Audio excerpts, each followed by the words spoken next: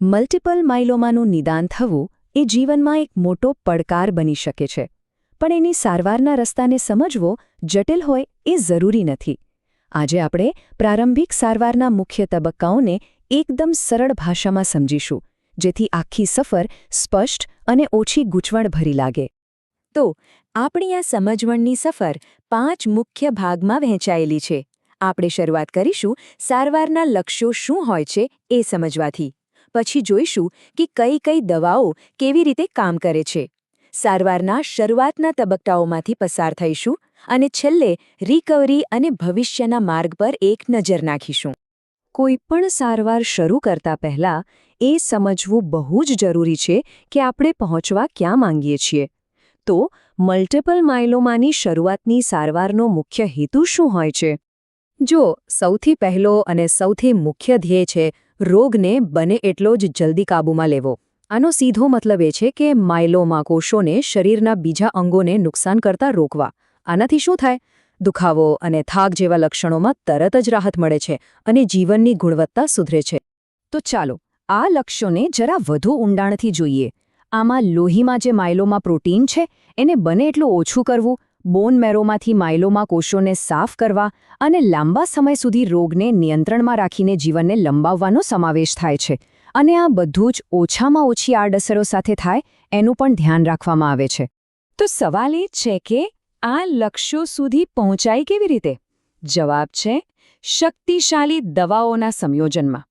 ચાલો હવે આપણે એ સમજીએ કે આ દવાઓનું સંયોજન, જેને મેડિકલ ભાષામાં રેજિમેન્ટ કહેવાય છે, તે કેવી રીતે કામ કરે છે. સારવારની સૌથી સરળ શરૂઆત 2 દવાઓના કોમ્બિનેશનથી થાય છે, જેને ડબલેટ કહેવાય છે. આ વિકલ્પ સામાન્ય રીતે ત્યારે પસંદ કરવામાં આવે છે જ્યારે દર્દીની સ્થિતિ થોડી નાજુક હોય અથવા આડઅસરોની ચિંતા વધારે હોય, કારણ કે તે ઓછો આક્રમક વિકલ્પ છે. હવે મોટાભાગના નવા નિદાન થયેલા કેસમાં ટ્રિપલેટ રેજિમેન એક સ્ટાન્ડર્ડ સારવાર ગણાય છે. આમાં 3 અલગ અલગ દવાઓ એકસાથે મળીને માયલોમા કોષો પર અલગ અલગ દિશામાંથી હુમલો કરે છે. આનાથી સારવાર વધુ અસરકારક બને છે. પણ વિજ્ઞાન ક્યાંય અટકતું નથી, ખરું ને? હવે તો એનાથી પણ એક સ્ટેપ આગળ વધીને 4થી દવા ઉમેરીને ક્વોડ રેજિમેન બનાવવામાં આવે છે. આનો હેતુ રોગ પર વધુ ઊંડી અને લાંબા સમય સુધી ચાલે એવી અસર મેળવવાનો છે અને ધીમે ધીમે આ એક નવો સ્ટાન્ડર્ડ બની રહ્યો છે. આ ટેબલ પર નજર નાખો તો આખી વાત એકદમ સાફ થઈ જશે. જુઓ, ટ્રિપલેટ એ સારવારનો પાયો છે. ક્વોડ રેજિમેનમાં શું થાય છે? એ જ પાયામાં એક મોનોક્લોનલ એન્ટીબોડી જેવી નવી અને આધુનિક દવા ઉમેરવામાં આવે છે, જે સીધી માયલોમા કોષોને જ નિશાન બનાવે છે અને સારવારની અસરકારકતા વધારી દે છે. તો હવે આપણે સારવારના પહેલા અને કદાચ સૌથી મહત્વના તબક્કામાં પ્રવેશી રહ્યા છીએ, ઇન્ડક્શન થેરપી. આને ઘરના પાયા જેવું સમજો. જો પાયો મજબૂત હોય તો જ આખી ઇમારત ટકી શકે. બાકીની બધી સારવાર આના પર જ નિર્ભર કરે છે. ઇન્ડક્શન થેરાપીમાં પેલી જે આપણે વાત કરી, ટ્રિપલેટ કે ક્વોડ રેજિમેન, એને સારવારના અલગ અલગ સાયકલમાં આપવામાં આવે છે. આ તબક્કો સામાન્ય રીતે 3થી 6 મહિના સુધી ચાલે છે અને એનો એક જ મુખ્ય ઉદ્દેશ્ય હોય છે: શરીરમાં માયલોમા કોષોની સંખ્યાને બને એટલી ઓછી કરી દેવી. અહીં એક વાત ખાસ યાદ રાખવા જેવી છે કે સારવારનો કોઈ એક જ રસ્તો નથી હોતો જે બધા માટે કામ કરે. કઈ સારવાર શ્રેષ્ઠ રહેશે એનો આધાર દર્દીની ઉંમર, એમનું સ્વાસ્થ્ય અને રોગની પોતાની ખાસિયતો જેવા ઘણા પરિબળો પર રહેલો છે. આ નિર્ણય હંમેશા દર્દી અને એમની મેડિકલ ટીમ સાથે મળીને લે છે. ઇન્ડક્શન થેરાપીથી માયલોમાને કાબૂમાં લીધા પછી એક બહુ મોટો નિર્ણય લેવાનો આવે છે.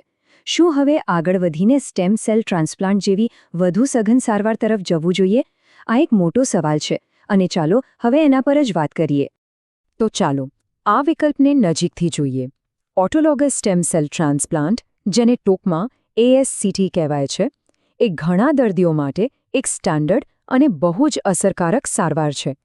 ચાલો સમજીએ કે આમાં ખરેખર શું થાય છે. આખી પ્રોસેસને 2 ભાગમાં સમજી શકાય.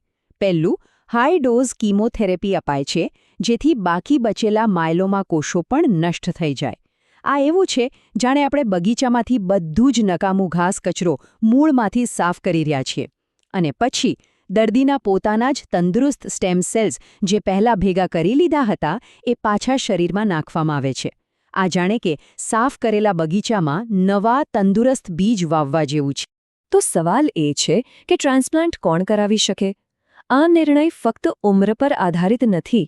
ડોક્ટરો દર્દીના એકંદર સ્વાસ્થ્યને જુએ છે, એમનું હૃદય, ફેફસાં કેવું કામ કરે છે, એમની ફિટનેસ કેવી છે અને બીજી કોઈ મેડિકલ તકલીફ છે કે નહીં. મુખ્ય સવાલ એ જ હોય છે કે શું દર્દીનું શરીર આ સઘન પ્રક્રિયાને સુરક્ષિત રીતે સહન કરી શકશે કે નહીં.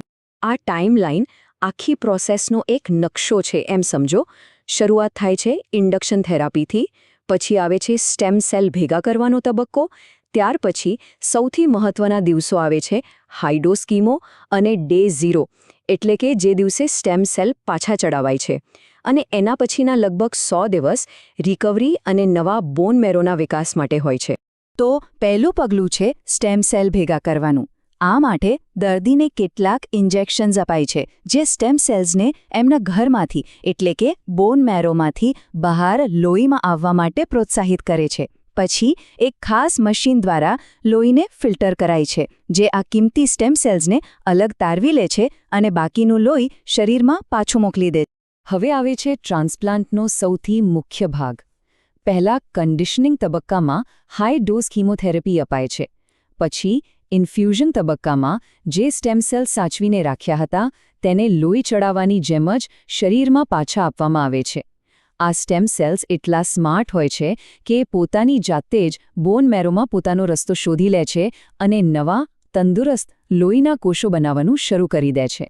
સારવારનો સૌથી મુશ્કેલ તબક્કો પૂરો થયો, પણ સફર હજી ચાલુ છે. હવે આવે છે રિકવરીનો સૌથી નાજુક તબક્કો. ચાલો જોઈએ કે ટ્રાન્સપ્લાન્ટ પછીના અઠવાડિયા અને મહિનાઓમાં શું અપેક્ષા રાખી શકાય. ટ્રાન્સપ્લાન્ટ પછીના શરૂઆતના દિવસો બહુ જ નાજુક હોય છે. સામાન્ય રીતે દર્દીઓ 2 થી 3 અઠવાડિયા હોસ્પિટલમાં અથવા ખૂબ જ નજીકની દેખરેખ હેઠળ વિતાવે છે. આ સમયગાળામાં શરીરની રોગપ્રતિકારક શક્તિ લગભગ 0 પર હોય છે. એટલે મેડિકલ ટીમ ચેપને રોકવા અને શરીરને નવા સ્ટેમ સેલ સ્વીકારવામાં મદદ કરવા માટે સતત નજર રાખે છે. આ રિકવરીના સમયમાં સાવચેતી એ જ સૌથી મોટી દવા છે. દર્દી જાણે એક રક્ષણાત્મક પરપોટામાં રહે છે.